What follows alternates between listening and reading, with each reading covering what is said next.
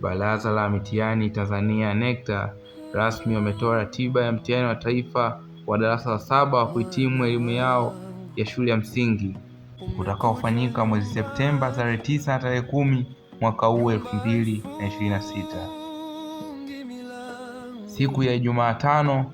ambapo tarehe 9 mwezi wa 9 mwaka 2026, muda wa saa 2 kamili mpaka saa 3 na dakika 40 watakuwa wanafanya mtihani wa somo la Kiswahili, na kuanzia saa 3 na dakika 40 mpaka saa 4 na dakika 30 ni muda wa mapumziko, na kuanzia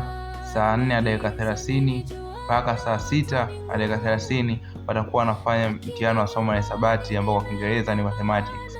na kuanzia saa 6 na dakika 30 mpaka saa 8 na dakika 30 itakuwa ni muda wa mapumziko, na kuanzia saa 8 na dakika 30 mpaka saa 10 kamili watakuwa wanafanya mtihani wa somo la uraia na maadili ambao kwa Kiingereza ni civic and moral education, na kwa siku ya Jumatano itakuwa imeishia hapo.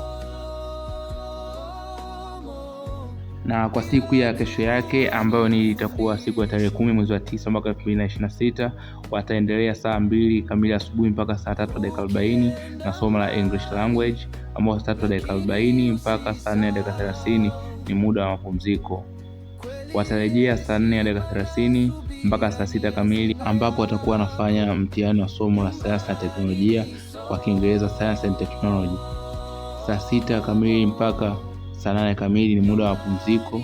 na watarejea saa 4 kamili mpaka saa 9 kamili watamalizia somo la mwisho la maarifa ya jamii na stadi za kazi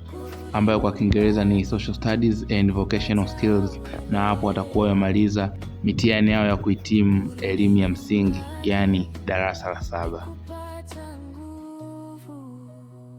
Na kama ni mara yako ya kwanza kutufuatilia, bonyeza button iliyoandikwa subscribe chini ya hii video ili wa kwanza kupata taarifa zetu za habari, michezo na burudani kutoka hapa Madale Media. Sisi Madale Media, kila kona, kila tukio. Asante sana na bye bye.